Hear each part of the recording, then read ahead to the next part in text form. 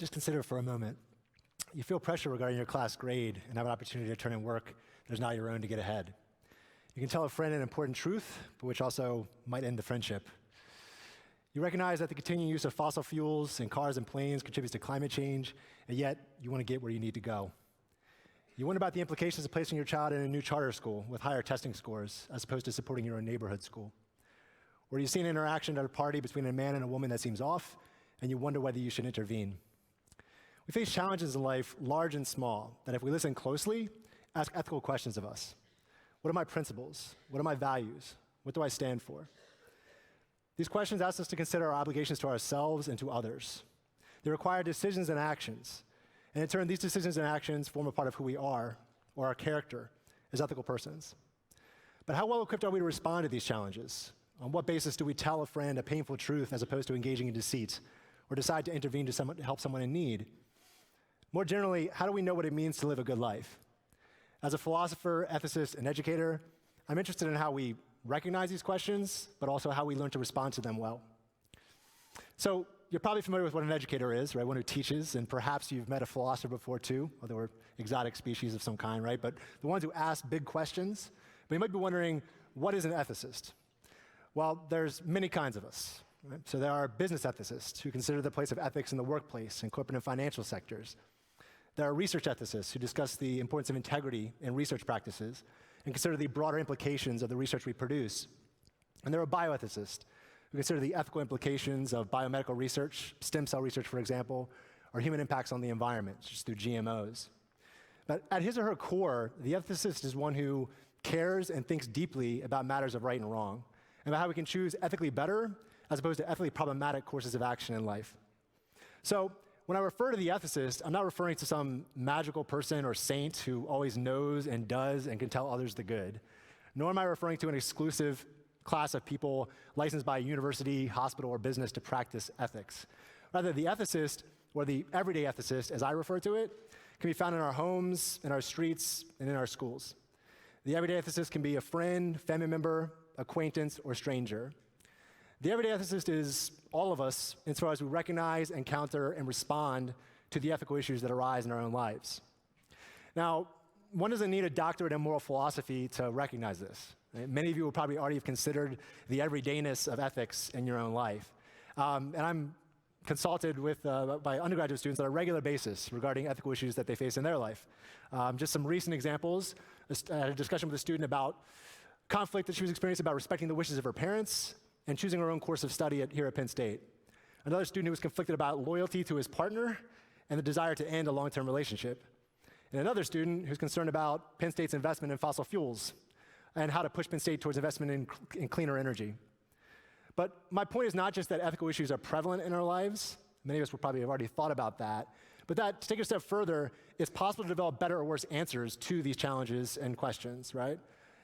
We can act unethically, so in ways that perhaps we regret and hopefully we learn from. And we can act ethically and in ways that promote the good. And although there's no single answer to deciding between those two options, one way to respond is to cultivate our own ethical awareness and to develop the skills needed to act ethically.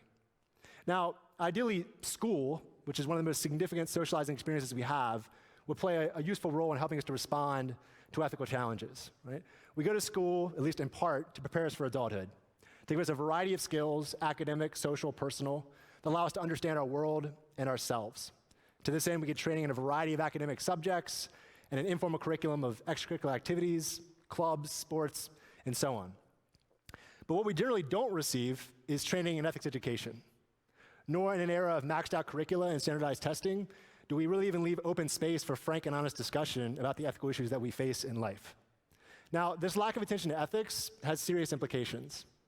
Now, in the book Lost in Transition, The Dark Side of Emerging Adulthood, Christian Smith, who's a sociologist from the University of Notre Dame, discusses the results of thousands of survey interviews and hundreds of in-person interviews that he conducted with emerging adults, ages 13 to 23, regarding their understanding of ethics.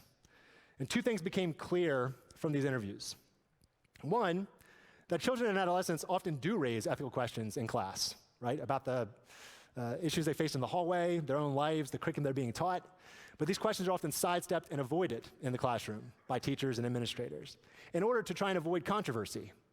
Thus, Smith notes that the moral pedagogy of most middle and high schools, or many middle and high schools, seems to be avoid, ignore, and pretend the issues will go away. But the flip side of this avoidance is the failure to engage in useful ethics education opportunities, right? To educate and have teachers and children realize that it's possible to both critically and respectfully engage in dialogue about ethical issues, and that just as we develop skills in other areas in school, we can develop skills, say reasoning and empathic skills, that can help us to develop as ethical persons. And second, and related to the first, it became clear that many of the interviewees didn't possess the tools to adequately address the ethical issues that they were facing in their life. So in discussion of issues ranging from cheating on a test to obligations to help others in need, over 60% of the interviewees discuss ethics and what's right or wrong as entirely up to each individual. Now, personal beliefs, opinions, and intuitions are vitally important in motivating us to act ethically in the world and in developing our own ethical understanding.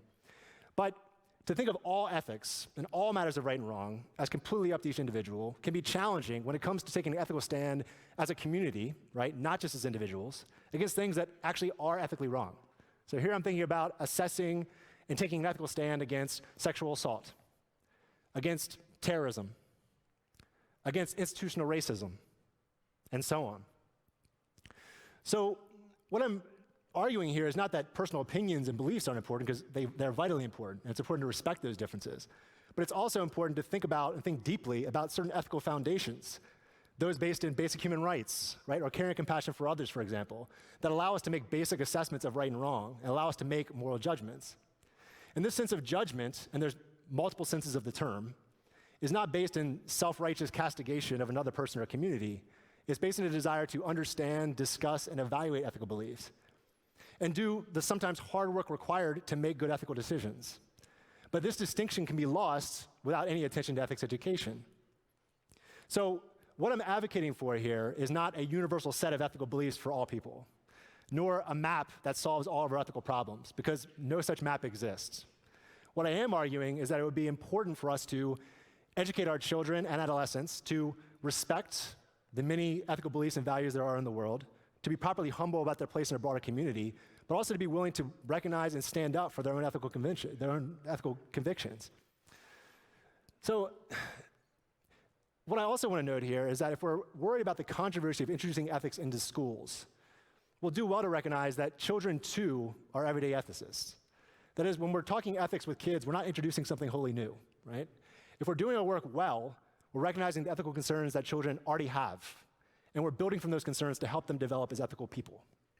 So in a project that I run called Philosophical Ethics in Early Childhood, or the PEACH project, we're very happy about how the acronym turned out, right? We spend a lot of time talking ethics with 3, 4, and 5-year-olds. And we use children's literature, artwork, and games to motivate those discussions. And what I find in that work, and my colleagues find as well, is that from a young age, children possess ethical convictions and ethical ideas. They have ideas about fairness, about inclusion and exclusion, about what's right and wrong, right? So to give you an example, in a recent discussion I had with a young girl, age 4, in the class I was working with, I asked her about why she would or would not include a new child into her play group, right? It was a hypothetical girl named Christina. And she said she would include this girl in her play group because she knew it would make her feel good. And so it was the right thing for her to do. And she went on to draw a picture of what this would look like for her, right? And not only is it just a beautiful picture, so it's just worth it for that reason, it's also clear that she's here expressing this sense of community that she's trying to build and why she thinks it's important to include this girl into her friend group, right? So what became clear to me from this discussion and many others is that children possess a sharp ethical awareness. Right?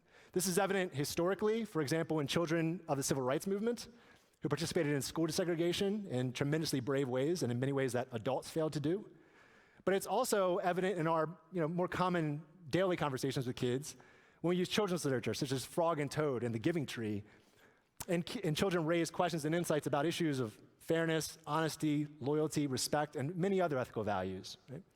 And one of children's greatest strengths in these conversations that adults often lack, actually, is the ability to be imaginatively present, to care about the story in a way in which they almost talk with the characters, and to care about the outcome in a vital way. And in this sense, ethics doesn't need to be a mere exercise or a separate discipline for children.